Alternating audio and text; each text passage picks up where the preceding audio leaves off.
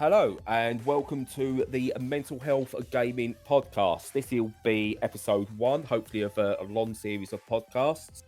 My name's Bradley, and some of you may remember me from my days of GameStyle and also being a regular guest on the Pluscast. I've done those a few years back, but stopped doing them after a while, but now I'm back. Alongside me, we have Ben. Hello. And Stu. Hey up. Both gonna say more than what they said on their intros, I'm sure. So just a quick bit of a background as to why I am doing podcasting again. I've suffered with my mental health for many years. And only recently in the past, say 2 to 3 years, have I been able to talk about it.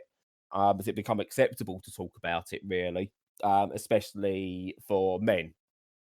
And gaming has always been a massive outlet for me. There's an article on the site, and I'll link to it in the notes for this podcast, where gaming actually stopped me from doing something completely immoral and wrong while I was at school. And it's always been there for me, even in my darkest moments. And what I think gaming does, and when you look around the gaming world, you'll see a huge amount of talk going on about games and the culture surrounding games. And I think it becomes a very good central focus point for us to talk about our mental health as well, but not just focus on the mental health, because sometimes I think the issue is people just focus on the one thing rather than what surrounds it and what benefits it, what negative impacts there are. And that becomes, I think, an issue. It becomes draining to listen to. So what this podcast will be, we'll touch on mental health aspects. We'll even just chat games, and sometimes we'll merge the two. So with that in mind, we are going to start off with games. We're going to start off with a bit more light-hearted rather than going into heavy. So we'll do the traditional thing. Gentlemen, what you've been playing? I've been getting back into Injustice 2. I finished Days Gone just before Christmas, and I was looking for a kind of just pick up and play kind of quite disposable game. I've had Injustice for a little while, and I liked it when I loaded it up, but I didn't really. I suppose I've never really had the kind of infatuation with fighting games, or not really appreciated the kind of depth that they can provide. I actually sat down and spent some time with it, and really, really surprised me just how much I kind of fell in love with it. I think it helps because the game offers a really good tutorial system. For someone like me I've been playing games since the late 80s, but I'm not particularly good at any kind of genre, or certainly not fighting games. So to have that tutorial to kind of guide me through, yeah, it was. I suddenly really started to discover that actually there's a lot of layers to the game, and just trying to learn even the simple combos, etc. And sort of developing a fighting style. I was getting quite addicted to it. And I think with fighting games, actually, and it's something I've never been able to get into them properly ever since I discovered I'm not as good as I thought I was. I grew up probably like many people playing Street Fighter, um, round a friend's house and beating them. They beat me. You spam the buttons a few times, you get a few wins, and you think you're really good at it. And then as soon as they went online, you realised how bad you are And at fighting absolutely, games. that's definitely the case with this. Like I totally spam buttons, or I was spamming, but with Injustice, it's really quite in depth, the tutorial, to the point where if you've never played a fighting game before, I think you would come away. If you spend, I think the tutorial in total, I probably spent over an hour and a half just kind of learning different combinations. And I mean, it goes right down into kind of the frames, something which I suppose for fighting game veterans, framing in a game, to me, I had no idea what that was, but just, okay, yeah, if this animation will take 3 frames longer than what your opponent's doing. So you can sort of realize, oh yeah, I don't want to use that move at this point because they've got a chance to get countered. Now, obviously, that's a high level of play, which I'm certainly nowhere near. But yeah, I just found it really interesting, sort of digging into a game a bit more, and I think it's actually quite admirable from NetherRealm that they've gone to that kind of depth to provide an onboarding for people like me, who say pretty bad at fighting games generally, but I'm sure someone who's probably very good at Street Fighter 2 could jump into Injustice 2, have a quick look at the tutorials, and kind of get a familiarity to service their kind of level of play. Are you mostly playing in single player, or do you prefer playing multiplayer? Well, yeah, one-on-one.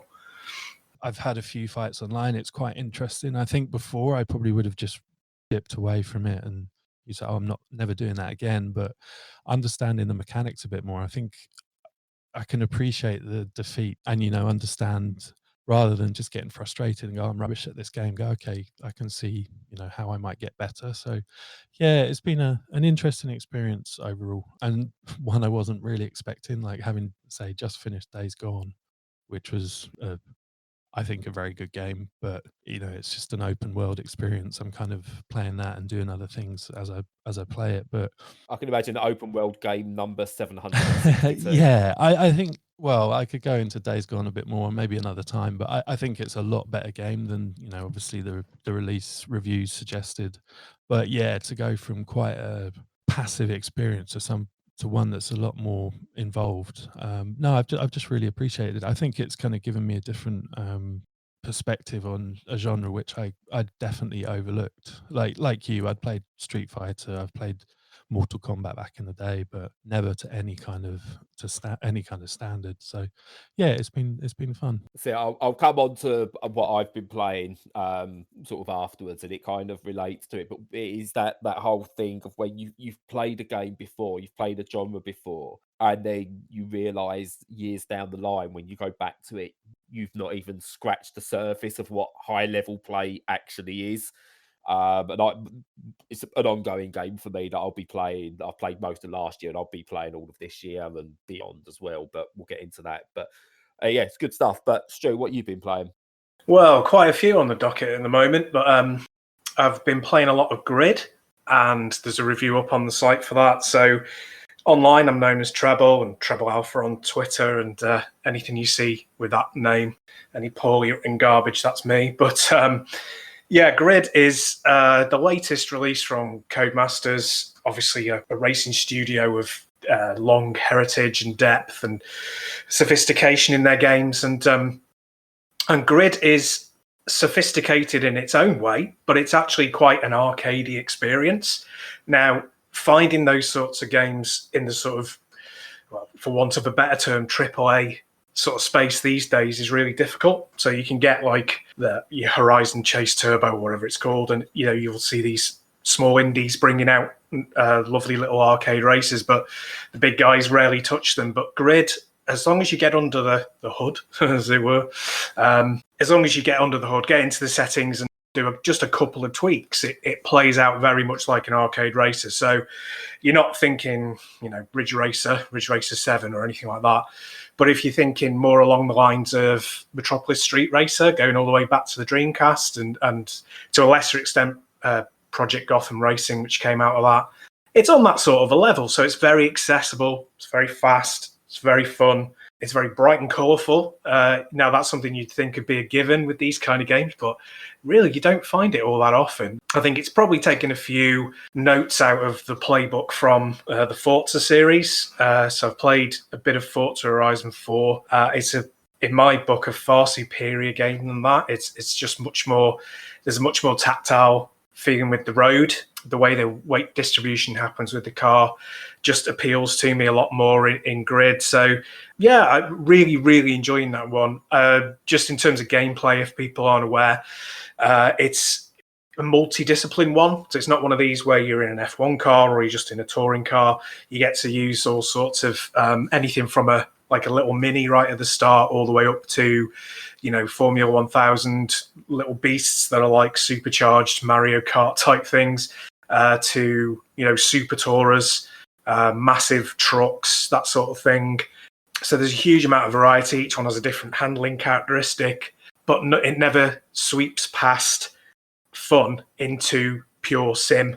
There's sim elements, so you do have to be a little bit careful about how you throw it around, and ABS kicks in, but it's not going to completely stop you and put you on a scale X-Trick style curve round a corner. You will have to drive it with real physics and physics principles in mind, but broadly, by and large, it's aimed towards the fun end of the market, and it's a really funny one to come out, to be honest, because I'd assumed that the Grid series was dead. So you had the first one, which was called Race Driver Grid back in 2008, and then the sequel was about, I think, 5 years later, and everyone hated it. And then about a year after that, they did a purely on-track circuit racing one called Grid Autosport. And then that was about 2014. And since then, there's been nothing. And this is a weird position in the market because it's like a reboot / remake / I don't know what. So it's got loads of tracks from the previous game, some of them almost identical, just with like a bit of a graphical touch-up sort of thing. But under the hood, it's changed the handling quite a lot. So yeah, it's a bit of an odd one, and it seemed to have done really poorly at retail, which is a great shame to me because it's the kind of game the I want to see. timing of that release felt weird as well, because at the same time as that came out, they re-released Grid Autosport on the Switch. And it just seemed to send mixed messages as to what, having both games come out within, I think, a week, 2 weeks of each other at the time, sent mixed messages. Now, I've not played the new Grid yet. And for frame of reference, I started back with TOCA Touring Car Championship on the PlayStation 1. Which for me, through rose-tinted spectacles, is still the best racing game I've ever played in terms of conveying what a motor race is all about. And then obviously that progressed through TOCA 2 Touring Cars, TOCA World Championship, and then into the Race Driver Series, into Grid. And one thing it always did was it conveyed that sense of racing and speed better than the realistic Sims ever did, because obviously they were simulations, so you wasn't getting the speed aspect or the danger of having all the other cars fighting for position. It was all about keeping your car on the track. And Grid, when that came out, the first one of the Grid series, that just blew my mind in terms of this is what it felt like to be in a race. It wasn't realistic, and I'm sure hardcore sim fanatics would turn around and go, oh, you turn on a center axis and that's not how tires grip to the road and what have you. But it made me feel like I was in a race.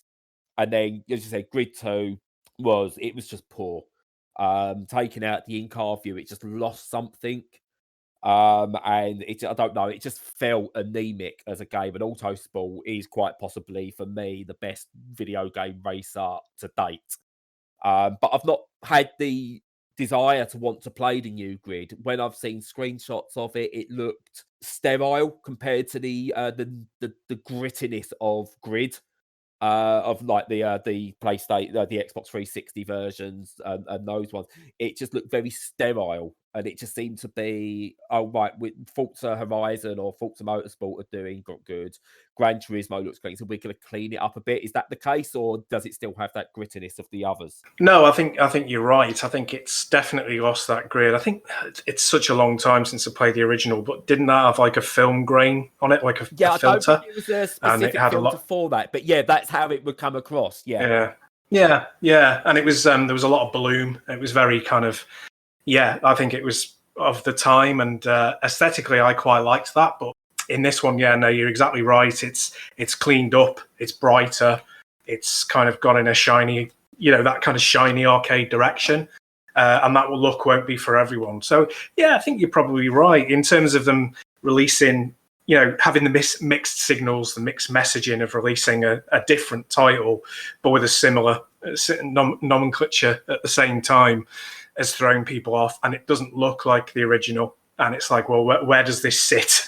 So it's definitely a niche one. It's for one, it's one for people who definitely like that gleaming arcade look, shiny, fast, not necessarily too challenging, because you can dial the settings right down if you want and not be penalised too much. So I mean, I'd recommend you give it a go if you get a chance, because I think it'll have that injection of speed that you're looking for, not that kind of speed. But if you can get a go of it, perhaps see what you think, but it might No, turn you I off. assume it'll be cheap enough pretty soon as well, being one of the Codemasters game, and two, Yeah. if it's not sold, well, I can see that being a bargain bin job fairly soon. Yeah. Yeah, that's thanks for that, Stu. So I've been playing mainly Tetris because that's what I've become now. I'm just, since this time last year, I've just been addicted to Tetris 99, and then since getting a PlayStation 4 again, Tetris Effect. When Ben mentioned earlier, we touched on sort of like games you used to play in your childhood, and then realizing how much of a high level there is these days. Playing Tetris makes you realize sort of when you used to play it on the Game Boy in the late 80s, early 90s, it's come a long way since then. And I can do things in Tetris that people will look at and can't believe are possible, much in the same way I see certain people play Street Fighter or other fighting games or even shoot 'em ups. I just go, how are you even doing that? I can't even get past the first little bit, or I'll get done with a couple of strikes or whatever. But yeah, Tetris has been doing it. But I've also had the chance recently, thanks to reviewing, to play Psikyo Shooting Stars, which is a collection of Psycho shoot 'em up games. So you've got Strikers series, Gunbird series. So there's two collections. There's Psikyo Shooting Stars Alpha and Psikyo Shooting Stars Bravo. Each one has 6 games in it, and they're all arcade shoot 'em ups, and they follow the same pattern, bar a few little basics. And I'm rubbish at them. I am absolutely dreadful. Always have been. Even when I used to go down to the arcade and stick me 50 and 20p in, whatever it was, play them and be dead within 30 seconds and then put in another 20p in. I've always been bad at them. But what's really good about these games, and the reason I want to touch on them, is certain games make you feel dreadful for not being good at them. And I think certain fighters, like I think modern day Street Fighter, can do that. They can make you feel bad if you're not good at them. And Ben picks up on with the likes of Mortal Kombat and Injustice. They don't. I think that they want you to go in and enjoy them. Would you say that's true, Ben? No, I'd absolutely agree. I'd say my partner, she's actually quite good at Street Fighter, quite annoyingly good at Street Fighter. And I've tried playing that off the back of Injustice too, and it was like a completely alien to me still. So, yeah, I think Injustice 2, Mortal Kombat, I've not really delved that much into, but obviously the mechanics are pretty much the same. So I imagine it will be as easy to play. But yeah, certainly Injustice 2 it's a friendly game for. Which is great, and that's sometimes what you want. I mean, Dark Souls, Blood Bowl, those sort of games are difficult, and they're designed to be difficult, and that's great. But you've got other games where they punish you for not being the best at them, and I don't like that. Now, what Psycho Shooting Stars does with its games, it doesn't care if you're good at them or not. It starts you off with a difficulty setting of around, out of 9, I think they are, starts you off at 5, which is normal, and then you can go up to super difficult, or you can go down to basically you could do this blindfolded and given the control to a newborn baby, and you'll still get through it. But what the game wants you to do, and what these games want you to do, they go, look, we know they're meant to be difficult at the base level, but you do you have your enjoyment out of it. And it's great. I go into it and I'll play it on normal for review purposes, just to see this is how the developers want it to be played. But they've gone, look, you've got the game now. It's your game. Do with it what you will. And I like that. A game that's not afraid to go, we want you to enjoy yourself. We don't want to make you feel stupid for not being able to play this game. And I said, I'm not good at shoot 'em ups. Never have been. And as I've got older, I've got even worse at them. Bullet hell games, I can't do bullet hell. I can't get how people can avoid the bullets on screen and probably still similar attack. to fighting games. Just the reaction speeds that you need to really function at a high level in those games is, well, certainly for me, it's well beyond me. There's definitely an aspect to that. I've never really been into bullet hells either, but I always see them as almost like puzzle games. They have this, there's an interlocking type of pattern that you'll see coming, and if your brain's attuned to it, you will enjoy following that pattern to create that path. And it's never been for me.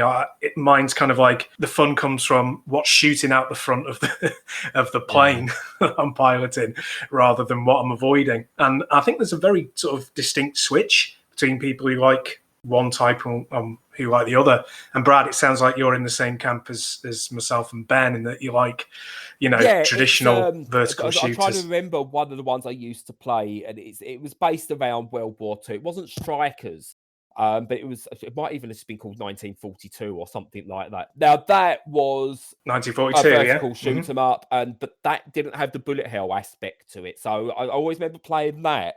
And that not being easy, but I could just go, right, I've got to shoot that thing there, go up through the level. Sometimes they'll shoot you back and it might get a bit difficult, but you can avoid them. And I really enjoyed those. As I said, I would play this. I remember playing Gunbird in the arcade and not being very good at it, but still enjoying it. But I can appreciate the artistry needed for that high level play. And it's just really good at a time when, to be honest, without going too far with it, the world is going to absolute pot at the moment. Every way you look, you don't want your entertainment medium to also be going, hey, look, everything's a bit shit, so are you at this, so you feel more miserable about things. So for a game that is designed around difficulty to be able to go, look, we know we're difficult, but you be you. You have your fun. I just think it's a really good thing. And those behind it deserve all the recognition they get and all the praise they get. They're not perfect games. I don't think any single one of the games in there would be marked higher than if you was giving review scores a 6 or 7 out of 10. There are flaws in them. They are pretty much all the same game with different skins on them, but it's a variety of different skins in there, and you're playing a game that you can get used to playing.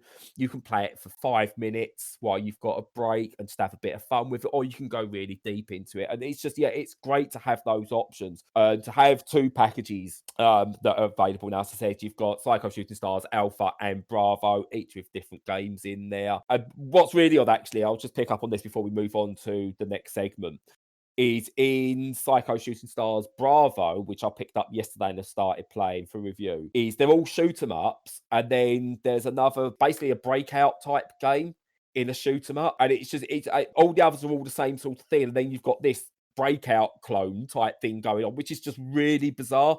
But I was having a quick flick through all of them as you do, and ended up spending about an hour and a half just playing this breakout style one, because that's just more my style of game. It's like I wasn't expecting that in a shoot 'em up collection. But there'll be a review for that on the site. The Alpha's already on the site. Bravo will be on the site at some point. But yeah, been playing that, and it's something I wasn't expecting to be playing at the start of this year for sure. But it's really good, and if you get a chance, you should be checking them out.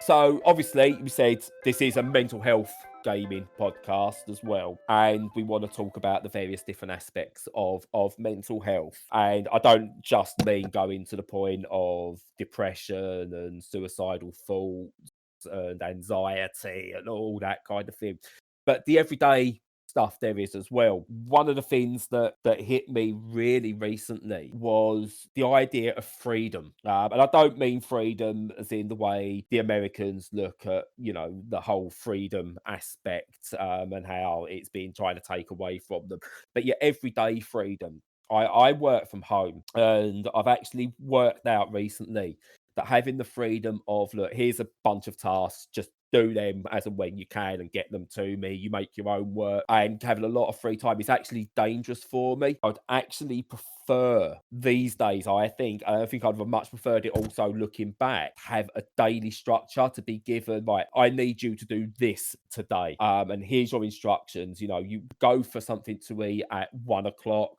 You can stop working at 5 o'clock and all things like that. Now, it may seem like a regimented thing, but there's a comfort in that I don't think you get when you're left to your own devices. When I'm left to my own devices, I can put things off. I can sit there and go, this thing's due later this week. I'll spend today playing on the Switch. Or, do you know what? I'll go to town and I'll go and get a coffee. And doing those different things and just having that freedom, I think can have sometimes a negative effect on your mental health.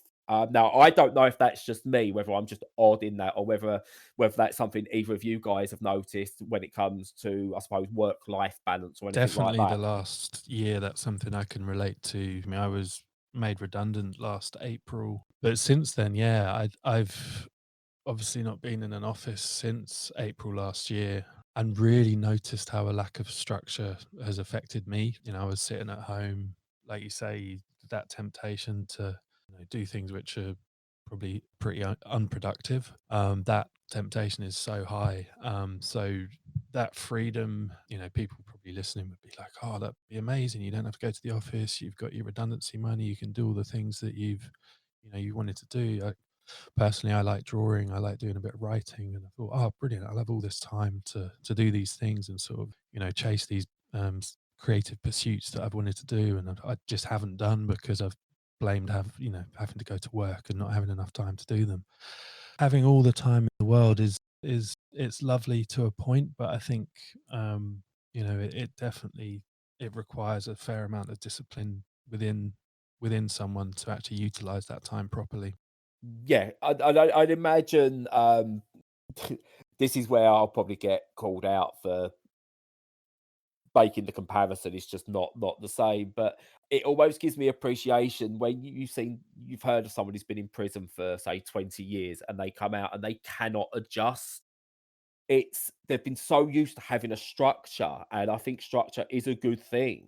And again, I think it's the same with veterans, when they've come out of the military, is that struggle of being able to make decisions for yourself. And I don't mean your every day-to-day decision of, I need to go to the toilet, or I'm allowed to say this thing, or freedom of speech, or anything like that. I'm not talking about that, but that freedom of just, you can do what you want. That's a very difficult thing to do, and I actually hate having that freedom of being able to do what I want. I want someone to come at me at the beginning of the day and go, right, Brad, you've got to do this by then, this by then, this by then. You can take your break then this has to be done. That's your day. I think that offers me more freedom and more ways of being mentally creative than actually having outright freedom does. But I'm hoping I'm sort of like conveying that in the right way. Yeah, I think there's obviously always a push-pull between sort of freedom and motivation. And there's a difference between, as you say, sort of having a structure that's imposed on you and then it's suddenly being taken away. So I'm in a slightly different situation because I can work from home, but it's still, I'm not looking for work because, obviously employed currently. And I still have all of my tasks to complete. So when I'm at home, I still have those tasks. It's just the difference is that I can structure my day around how I want to do them. So theoretically, I could get up at 5 a.m., fit and do everything that was on my list to complete by 6 a.m. and then just reply whenever people were badgering me. Or I could leave it till late afternoon and do it then and just make sure that I fit in my meetings in between. And, in those sorts of terms, it's kind of like it's not the same as being in the office because obviously that's extremely structured and you're bumping into people all the time and you have to both physically and mentally adapt to the rhythm of that environment, and you don't have that structure when you're at home. But at the same time, you still got the same goals, you still got to achieve the same things. It's just the freedom to do them however you want. And when you're talking about whether freedom is a good thing, I would say empty space can just be, unfortunately, can just be turned into wasted space, as you guys just said. Whereas true freedom, I think, is having you've been enabled by somebody to do what you want to do, but on your own terms. And yeah, there's a big difference between the two, definitely. Yeah, and it's just really weird. And again, I think another aspect of it is I think the more structured things are for you, the less time you have with yourself. And when you've got certain mental health issues, and I think anxiety and depression are the two biggest ones here, when you're left alone with you and your own thoughts, that can be the worst thing. You need to be kept busy, but you that little voice inside when you're suffering tells you that don't do that, it's not worth it. you haven't got to do that, or try and do this instead, or wait, or you're just wasting your time. And whenever you then get that, you've got a direct instruction of someone going, you've got this deadline, it's got to be done in an hour, your focus, all of a sudden that voice gets pushed to the side, and you just go straight in, because if you don't make that deadline, you've let too many people down, and you have this thing where I don't want to let people down. And again, I think, again, for me, that whole structure thing is hugely important. But yeah, it's an interesting thing, the idea of freedom, which we do have. We all have freedom, but I think we always look at the positives of what freedom is. But at the same time, it's not always the most positive thing.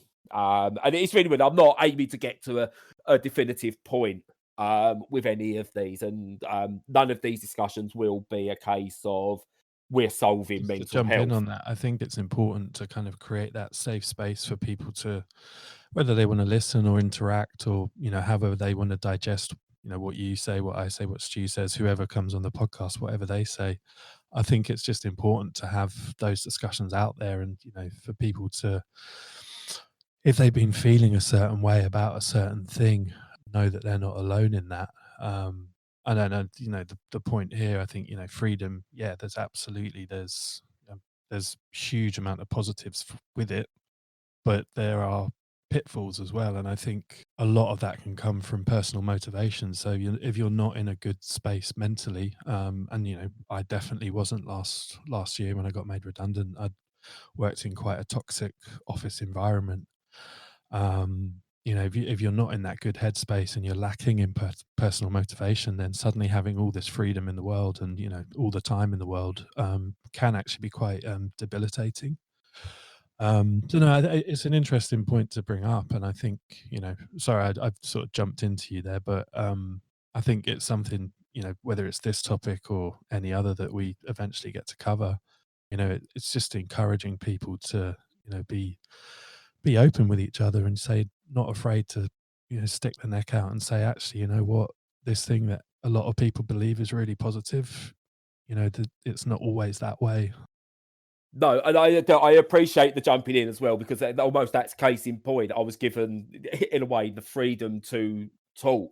My brain, again, it's just, I suppose it's just the way some of us are wired. My brain just went, just go, just carry on, and needing someone to step in, and even if it was just a minor interruption, just it gives me enough time to reset as well. So again, it's the way we're wired at times, and I think the way the little voices speak to us has a major impact. But we'll touch on that more another time, before this drags on too long for this one. So obviously, with this being our first episode, we'll get into a better groove as we go further and further along, and we'll work out better segues as well. Because the next thing I want to touch on, while it's still topical as of February 2020, is a bit Brexity. I've been playing it's not a new game, it's been out on PC for a while, but it's just been released on console. I've been playing Not Tonight, a post-Brexit simulator of sorts, based around the same mechanics as the absolutely outstanding Papers, Please. A lot of games these days, and in my review for the game, I mentioned this, especially the AAA games, decide they don't want to be political, and they go out of their way to tell you they're not being political. And obviously, one of the most recent examples was Division 2, being set in Washington after an outbreak of sorts causes civilization to collapse. How's that not being political? With Not Tonight, it's really, really refreshing to see a developer nail their colours to the mast. Whether you agree with their politics or not, doesn't matter. The fact that someone's willing to go, look, this is what we believe, this is where we stand on the political spectrum, that I think is a really, really good thing to see. Now, it's very, in terms of the message they're trying to send, it's very, very left leaning, which resonates with me, because I suppose might turn some people off. I'm very left leaning, I'm very liberal. And it really does show that for me, the negatives of how the political situation in the UK has gone, the way Brexit's been handled, and paints a very damning picture of how Britain will be in a post-Brexit world. Now, do I think Britain is going to collapse in the way that it's shown in the game? Not quite. I don't think it's going to be as obvious than that. And stories are there, especially fictional stories. All fictional stories are based on some kind of reality or some kind of real influence anyway. And there are aspects of it that you can see happening, maybe not to the extremes that you see happening. And I mentioned its likeness to a film I've seen recently in Sorry to Bother You, which again shows has a real political agenda. And it's set in a surreal world, but you see a lot of elements in today's society creep into that and how it works. And it's the same with Not Tonight.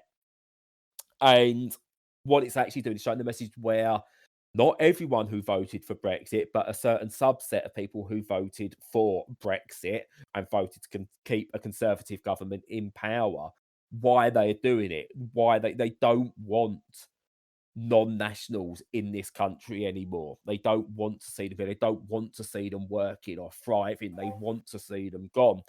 And the way that Not Tonight tells that story is very well framed. It's often funny in places. It's also very, very dark. It's very upsetting at times. And it all leads to a hell of a payoff. It also shows how I think sort of how a lot of terrorist incidents we have in this country are bred by the way people are now, the way the country's been run by those at the top. They give voices to people that shouldn't be having a voice. And then that leads to certain hypocrisies happening. And it makes it easy for people to be radicalized. And you can see all this within the game, the way relationships are created and the way people react to other people. And your role within the game is how you've got to treat people. You are given hard facts and figures, and you treat each individual person by these hard facts and figures. Um, and that brings in a conflict within yourself. Is do I want to treat people like that? Do I treat them as based on what it says on their ID card exactly, or should I be a bit more liberal? Should I let things slide and so on and so forth? And now, while the mechanics of the game are very much the same as Papers, Please, where you get given a queue of people, you have to check their ID, or in Papers, Please, you check their papers, you look for certain discrepancies to say yes or no. The underlying story that follows that, that fairly different, but again follows some of the same ethics.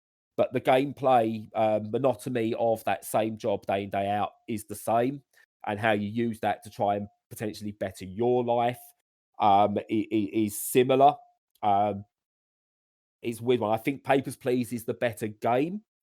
I think Not Tonight translates better to the physical controls on the Switch than Papers, Please did to the physical controls on the Vita. But both send a very powerful message. And I think Not Tonight resonates a lot more than Papers, Please will. Because I think a lot of people can look at Papers, Please as a game because it's history. And it's based on a fictional place. It's a fictional history. Even though the history, again, is grounded in reality, it's still a fiction. Whereas Not Tonight, they've gone, look, this is Britain. This is Britain. The people are not real and the scenarios aren't real and are fantastical, but this is Britain. We're not going to hide that. And I think that resonates a lot more and brings home a lot more truths. Doesn't answer any questions. I'd go as far as say it doesn't really pose any new questions. It's not going to change any beliefs, but it's a very powerful statement, I think, that's been made by the developers. And releasing it on the 31st of January was, I hate using the term brave when it comes to anything that's not actually brave, and so on and so forth. When people call footballers brave for making certain tackles and stuff, that's not brave. But I think it was a very courageous decision on their part to release it when they did, because there could have been a hell of a backlash. But also on a marketing point of view, an absolute genius release date as well. But yeah, it's a game that sort of like is gonna stick with me. It's one of those where I'll look back on that in 10 to 20 years' time, and go, yeah, that game said something. It actually said something at a time when people were scared to say the right things, or scared to put their opinion forward unless it was one of the extremes. And even though it's a left-sided game, it's not in the extreme in terms of its message. It's almost left centrist. In terms of the mechanics then, in Papers, Please, it was kind of you were at a border checkpoint, you reviewed people and you made your decision based on that. So is this similar? Yeah, it's not a border as such. It's set around initially going into pubs and nightclubs and things like that. And you've just got to basically check whether they're old enough, whether their ID has expired and that sort of thing. And it is that literally it's what Papers, Please does. But instead of a border, you're stopping people getting into clubs and nightclubs. Right. So that's the basic, obviously Papers, Please, it was around that monotony of the day-to-day. And that's what Not Tonight does with the same thing. It's just you're checking these IDs. It's probably not as in-depth as Papers, Please was in terms of what you're checking. But I think that's a good thing as well. Very cool. But yeah, so what was your thoughts on it, Ben? Like in the initial part, because I mean, I've played it right the way through, and it left me dumbfounded by the end of it. But I found it to be early on fairly light in its tone, with just a couple of standout moments that look designed to sort of like draw you in. So what are your early thoughts? Yeah, on it? I'm not as enamored with it as you are. I think it's fine. And that's not really a positive or negative criticism. It's not the sort of game that I would typically play. The central mechanic, sort of the mundane life that you lead, checking IDs at the door of you start off at a pub and then you progress to a nightclub and so on and so on. I quite enjoyed that. That simple element of just, this is your job, this is your lifestyle. You're living in a quite derelict flat. You've got a government officer visiting every week. I quite like the bleakness that the atmosphere builds up. But something with it just didn't quite grab me. I don't know. I agree with you that these sort of games, it's absolutely important for games to, if they're going to make a statement, then absolutely should be encouraged to do that. I mean, games are art form at the end of the day, and they should be an expression of, a point of view.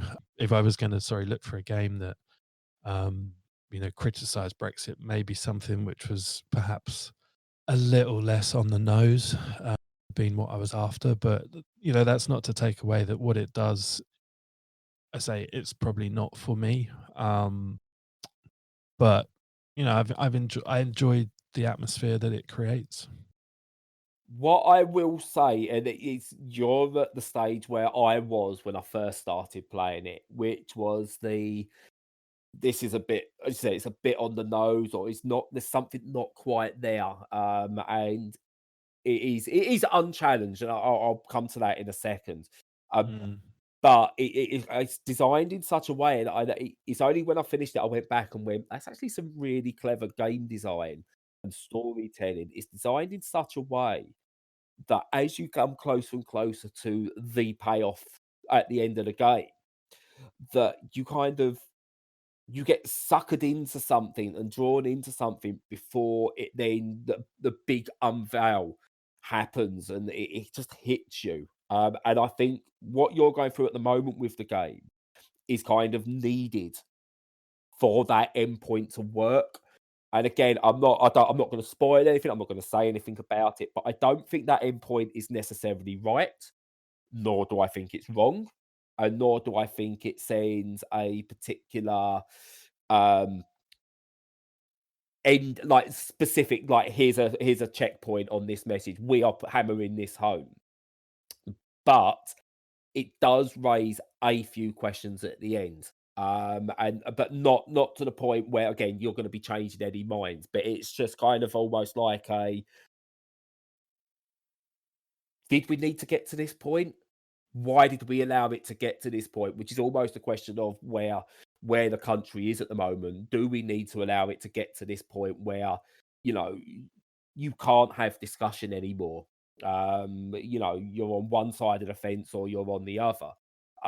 You know, soon as you see someone from the left doing something wrong, people who are more towards the right will turn around and go, "See, you're just as you're a hypocrite. You're allowed it." Well, no, I will condemn people on any side of the spectrum that decide to do something. If it's wrong, they deserve calling out on it. But just because one person has done something doesn't mean it's okay for another person to do something. Because whataboutism is just the worst.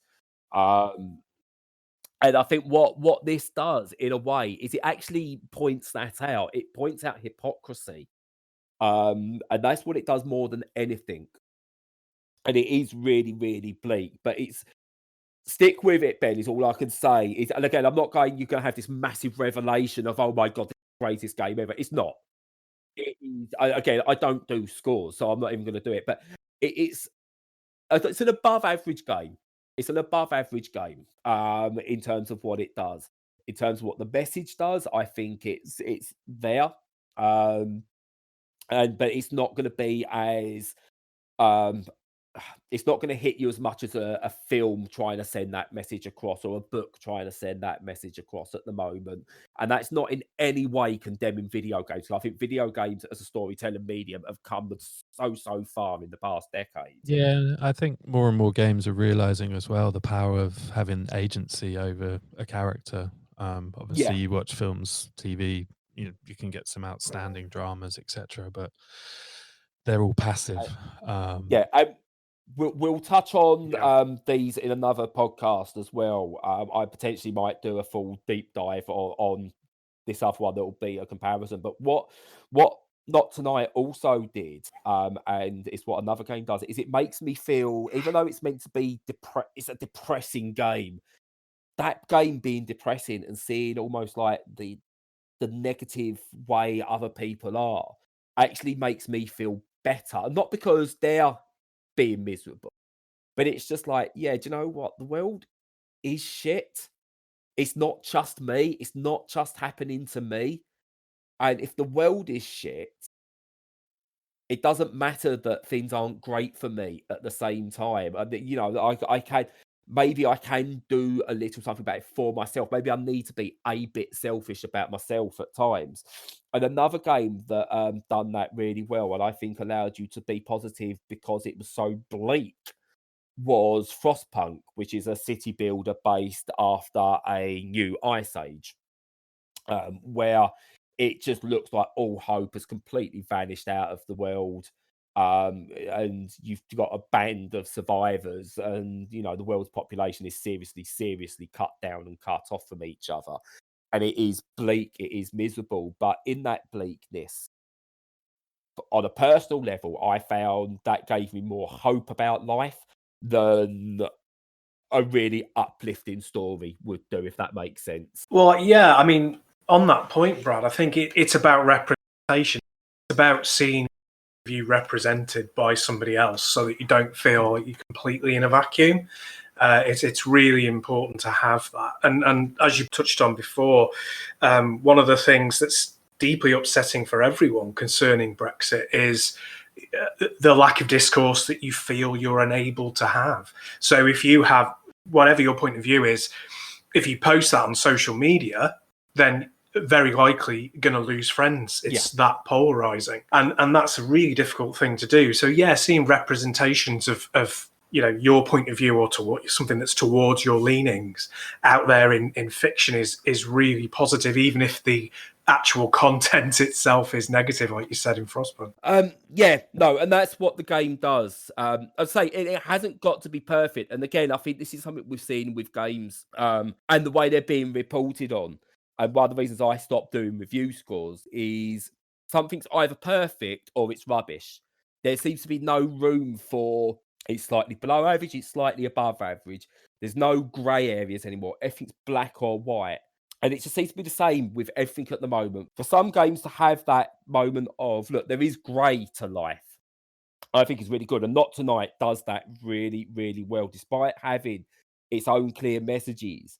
There's enough there to add to a discussion without changing minds. And a discussion hasn't got to change your mind. And I think that's very important. It's okay to have a discussion with someone and then come away with exactly the same view they've had before. Yeah, I agree. Ben, do you feel that you'll probably complete the game, or are you done with it? There's a few frustrations, we sort of we've spoken about the wider political side of it, but the actual game structure itself, there comes a point where you have to start checking people's identities on their ID cards, and this probably exposes one of the flaws in the game of the graphics being the way they are, that sort of pixelated style. It can be quite hard to pick out sort of the finer details. So I had a couple yesterday where I was checking the IDs to go, well, yeah, that I've checked the picture, checked the person, that looks like them, and then I've let them in, and the owner of the pub or the club has said, oh, that person's ID is fake. The pictures didn't match.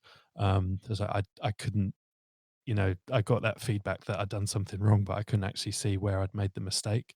So there's a few little frustrations like that, which, from a gameplay point of view, it would take, the story would have to evolve a little bit for me to kind of overcome those. I want to play it to its conclusion, or at least until I've had a full run through and got more, exposure to the actual story underneath. Just a quick one. Obviously, very early on, there's a couple of moments that happen. They're only minor. But did you accept the bribes or did you reject I the haven't got bribes? to that point yet where I've needed to take a bribe, but I can see that I need to earn a certain amount of money each month. And I can see there's going to be a point where, I'm probably going to have to decide whether I take a bribe, or there's like a drug dealer that hangs around one of the clubs. It's like, am I going to have to let him in? Am I going to have to kind of take a few backhanders from him? And I hope that the game does allow you to either go down that more nefarious route or to try and stay as honest as possible. What's really interesting, and the way the setup is initially, I can't remember the guy's, it's called Ferrari or Ferraris, the first guy you see. It's very early Ferris, I think, on. And he just wants to get in. And he offers you, I think, 40 quid or something like that to be able to get in. And the game makes it very easy for you to say no, but it's almost like, do you know the setup of a horror film where you've got that one person, she's like, really loving towards her disabled younger brother or sister or whatever, and she's really loving, she takes care of her family, and you kind of watch it going, something bad's going to happen to that one. I think in a way what this does, by having that easy to turn down bribe, and where it's really clever, you can almost sense it's telegraphing, right, you turn down that one, let's see how you deal with something later on. It's almost telegraphing that this is just an early example of, you can turn down 40 quid to let someone into a club. But once you join, or you potentially decide to join this resistance, are you going to be able to say yes or no at the right times if it means a negative impact on yourself? And it's kind of, in a way, it's clever. But in a way, I think that's where I think video game writing still needs to improve. I said, because it's so telegraphed as to what's going to happen potentially later in the game, that it almost takes out some of the element of surprise you will get, because you'll just go back and go, oh, that's why I did that earlier. And not in a pennies dropped moment either. You're kind of waiting for it. Yeah, and I think, and the first time I encountered that was the drug dealer, and then afterwards, you get the patrons queuing outside the pubs Yeah. and clubs. They'll offer you 20, 30 quid to try and get in. And and like you say, like so far it's been very easy to say no. And as I hope the game, speaking as someone who's only a few hours into it, I hope the game allows me to at least not feel that I have to take those bribes. But I also, if the writing is strong enough that I'm actually questioning whether actually, oh, maybe I should take them, then obviously that's a positive as well in the game's favor. So I'm interested to see in which direction it will kind of take me as I play it. In a video game, it will be interesting to see if they can set it up in such a way that I'm actually gonna, if I do join the resistance and I do feel kind of compelled to, do things that perhaps I wouldn't do normally, especially with a topic as we've already touched upon enough times, like as kind of explosive as Brexit is. Like, yeah, it'd be interesting to see how it unfolds. Excellent. Right, so in terms of that discussion, and again, we're going to learn to segue a bit better for future episodes, but we'll draw a line onto that. I'd be interested to hear your thoughts once you've finished it, though, on a further podcast, Ben, because it's definitely one that I think deserves to be played, and hopefully we'll hear more discussion from other people from it soon as well. But pretty much that's it for this week's podcast. It's probably dragged on in a few places as we get used to the structure and trying to improve as we go on. But first of all, obviously, I'd like to thank Ben and Stu for joining me. Thank you. Cheers.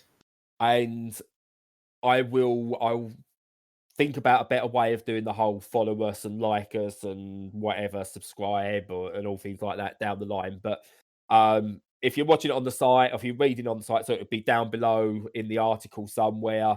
If you're listening to it on the put together YouTube one, it'll be down in the description. You can click on things to like us and whatever. But yeah, until the next time, I've been Bradley. You've been listening to the Mental Health Podcast. Thank you.